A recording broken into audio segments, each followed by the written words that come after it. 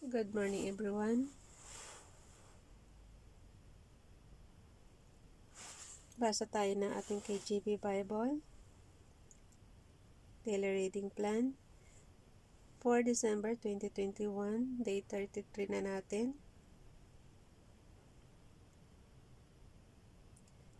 Exodus chapter, oh no, Daily Reading Plan.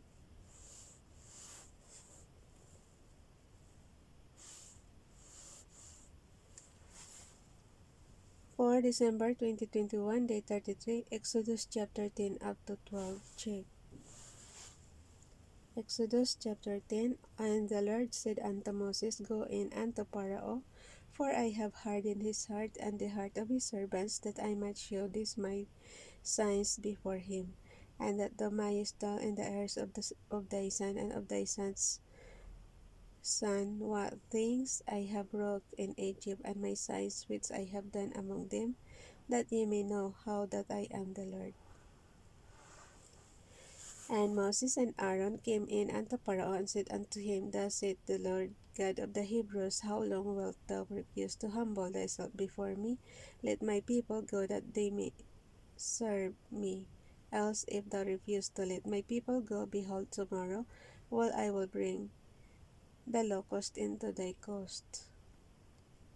Kung sana kasali na lang ang Egypt, di sana wala ng ganito. Kung kasali na lang ba ang Egypt na sasamba sa kanya, kay Father God. Verse 5, And they shall cover the face of the earth. And kaya ang tanong ko tuloy, sino ba sinasamba ng Egypt? Bakit Hebrews lang ang pinili? Verse 5, And they shall cover, tanong lang po yun sa mga expert. Until now ba, sino sinasamba ng Egypt? And they shall cover the face of the earth, that one cannot be able to see the earth, and they shall eat the residue of that which is escaped, which remaineth unto you from the hill, and shall eat every tree which groweth for you out of the field. Guys, pakibasa nyo rin yung inyong KJV Bible.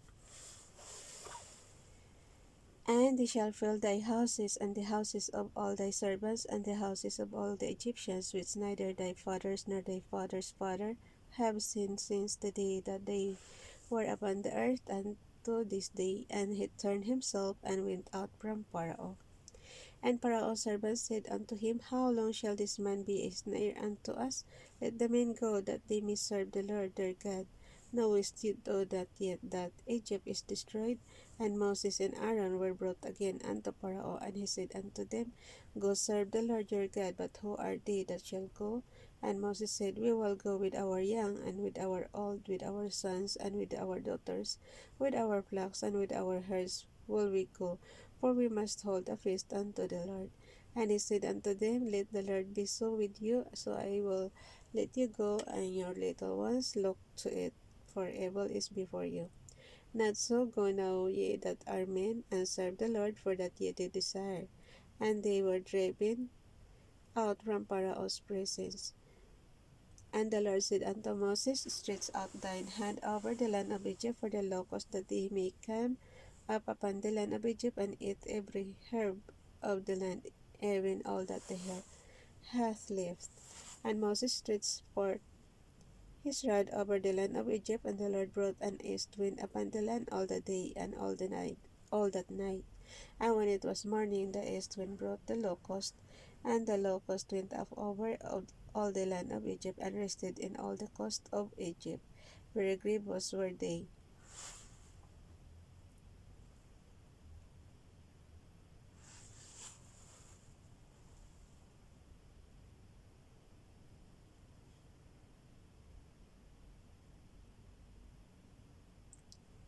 Before them there were no such locusts as they, neither after them shall be such. For they covered the face of the whole earth, so that the land was darkened, and they, guys, ibig sabihin the earth, ibig sabihin kasali tayo niyan. For they covered the face of the whole earth, so that the land was darkened, and they did every herb of the land and all the fruit of the trees which the hell had left, and there remained not any green thing in the trees or in the herbs of the field through all the land of Egypt. Then Pharaoh called for Moses and Aaron in haste, and he said, I have sinned against the Lord your God and against you. Now therefore forgive, I pray thee, my son only this once, and entreat the Lord your God that he may take away from me this death only. And he went out from Pharaoh and entreated the Lord, and the Lord turned a mighty strong west wind, which took away the locust and cast them into the Red Sea. There remained not one locust in all the coast of Egypt. But the Lord hardened Pharaoh's heart. Hala, ano ba yan? Bakit ganon? Hinaharden ni Father God yung heart ni Pharaoh. Tapos panay ang bigay ng mga ganyan. Eh, ang naabala yung mga tao. Dapat kung kay Pharaoh lang, Pharaoh lang. Verse 20, But the Lord hardened Pharaoh's heart, so that he would not let the children of Israel go. And the Lord said unto Moses, Stretch out thine hand toward heaven, that there may be darkness over the land of Egypt, even darkness which may be left. Felt pala. Even darkness which may be felt. And Moses stretched forth his hand toward heaven, and there was a thick darkness in all the land of Egypt 3 days. They saw not one another, neither rose any from his place for 3 days, but all the children of Israel had light in their dwellings. And Pharaoh called unto Moses and said, Go ye, serve the Lord, only let your flocks and your herds be stayed, let your little ones also go with you. And Moses said, Thou must give us also sacrifices and burnt offerings, that we may sacrifice unto the Lord our God. Our cattle also shall go with us. There shall not any unhof be left behind, for thereof must be take to serve the Lord our God, and we know not even what we must serve the Lord until we come thither. But the Lord hardened Pharaoh's heart, and he would not let them go. And Pharaoh said unto him, Get thee from me, take heed to thyself, save my face no more, for in that day thou seest my face, thou shalt die. And Moses said, Thou hast spoken well, I will see thy face again no more. Hanggang ilan ba tayo? Exodus chapter 10 up to 12.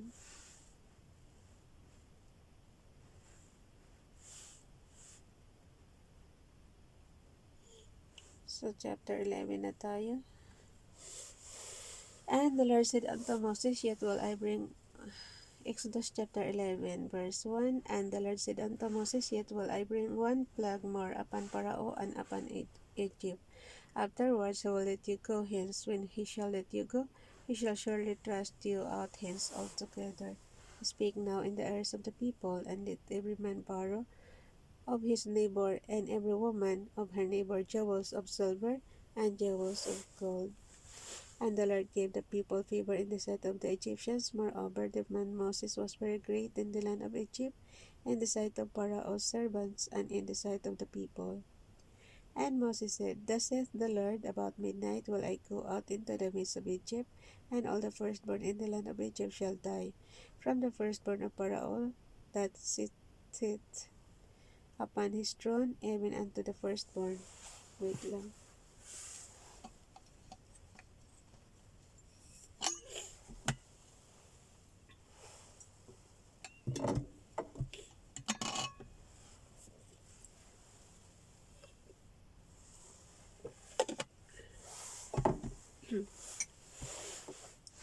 Wala na tayong tubig. Okay.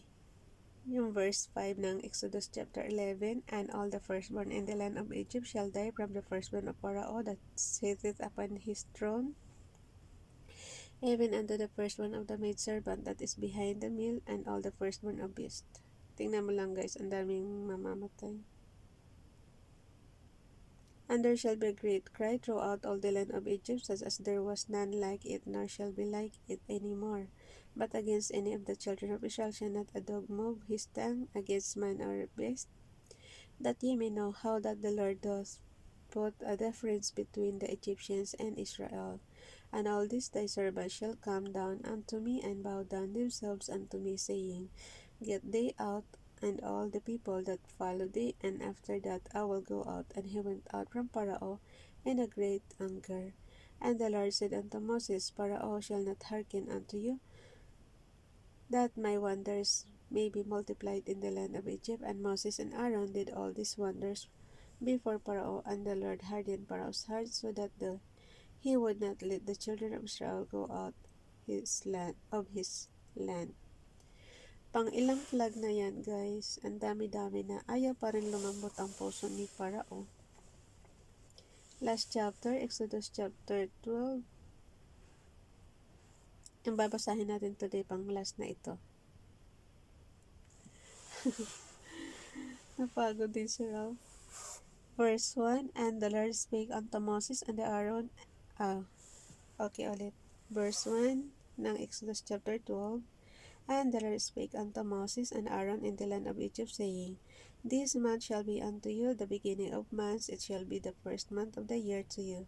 Speak ye unto all the congregation of Israel, saying, In the 10th day of this month they shall take to them every man a lamb, according to the house of their fathers, a lamb for an house.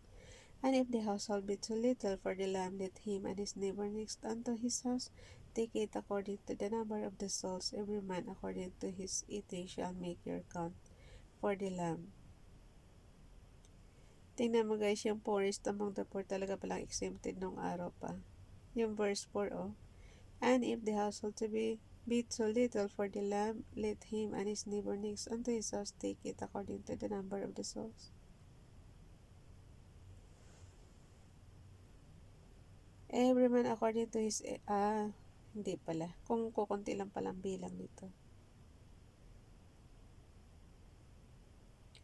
It according to the number of the souls, every man according to his eating shall make your count for the lamb. Verse 5, Your lamb shall be without blemish, a male of the first year. Ye shall take it out from the sheep or from the goats. And ye shall keep it up until the 14th day of the same month, and the whole assembly of the congregation of Israel shall kill it in the evening. And they shall take of the blood and strike it on the two side posts and on the upper doorpost of the houses wherein they shall eat it. And they shall eat the flesh in that night, roast with fire and unleavened bread, and with bitter herbs they shall eat it. Eat not of it raw, nor sodden of at all with water, but roast. Pagod na guys, Rob.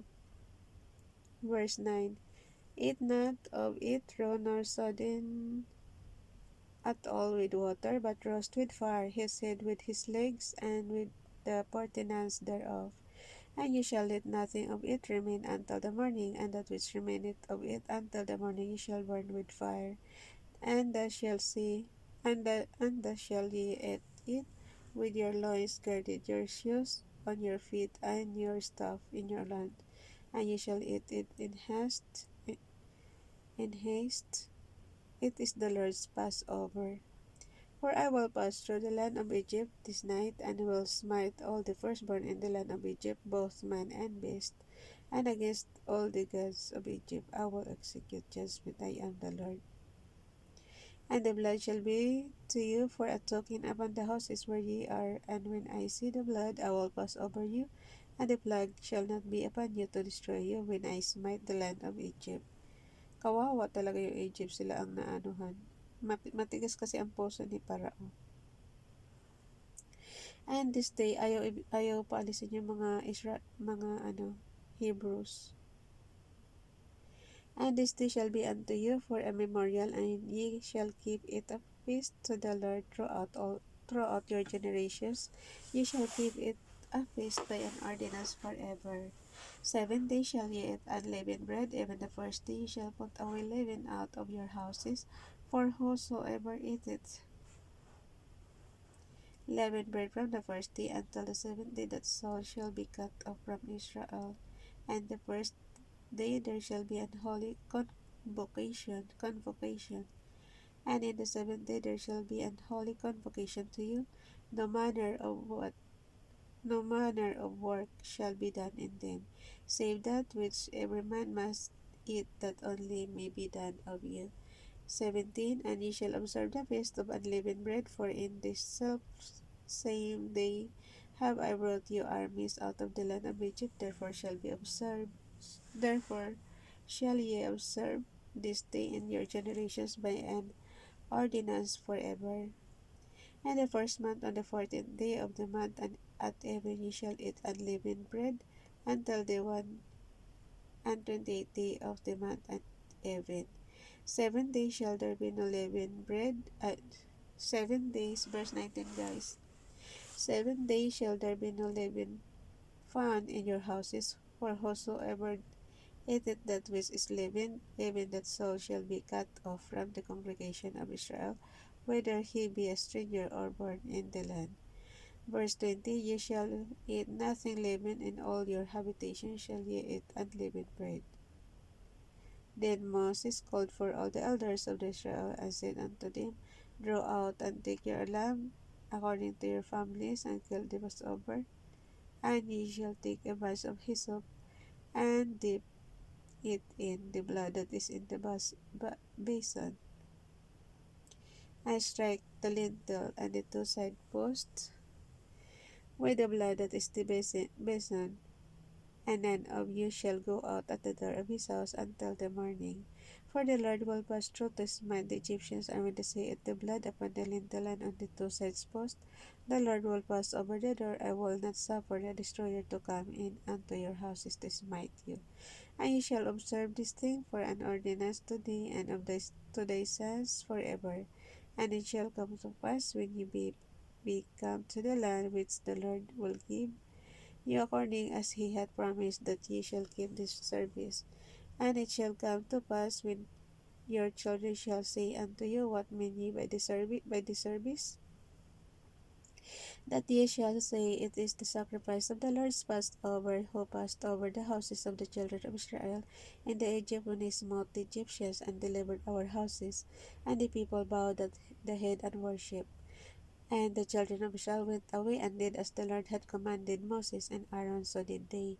And it came to pass that at midnight the Lord smote all the firstborn in the land of Egypt, from the firstborn of Pharaoh that sat on his throne, unto the firstborn of the captive that was in the dungeon, and all the firstborn of cattle. And Pharaoh rose up in the night, he and all his servants and all the Egyptians, and there was a great cry in Egypt, for there was not a house where there was not one dead. Pero mo yun, lahat ng bahay merong patay. And he called for Moses and Aaron by night, and said, rise up, and get you forth from among my people, both ye and the children of Israel, and go serve the Lord as ye have said. Also take your flocks and your herds as ye have said, and begin and bless me also. And the Egyptians were urgent upon the people, that they might send them out of land in haste, for they said, we be all dead men.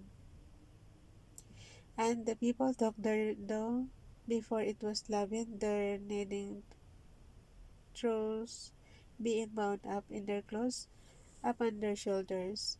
And the children of Israel did according to the word of Moses, and they borrowed of the Egyptian jewels of silver and jewels of gold and raiment. And the Lord gave the people favor in the sight of the Egyptians. Tara na.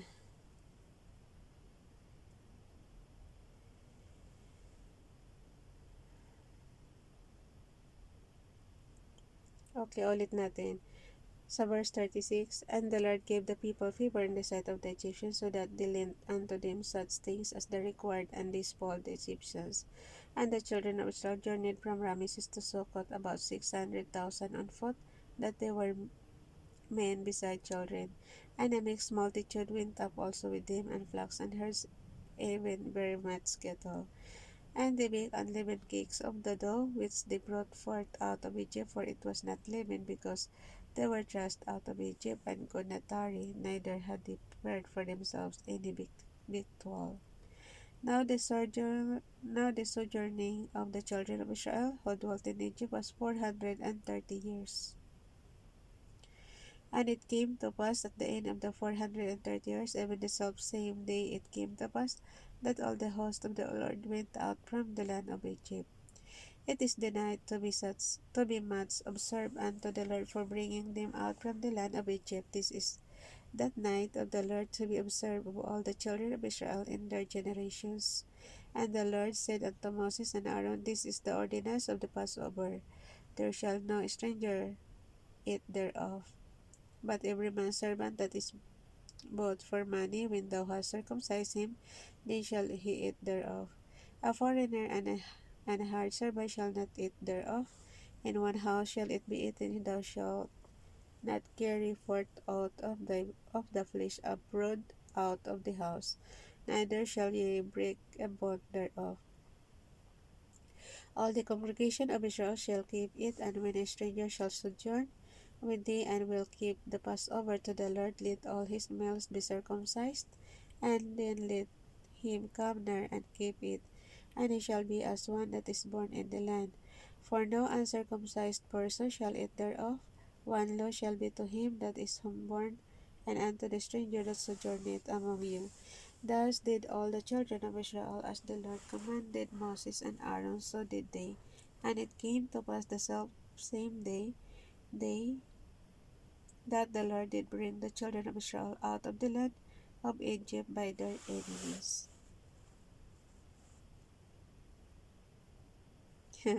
Kung anong iksi ng chapter 11, siya namang haba ng chapter 12.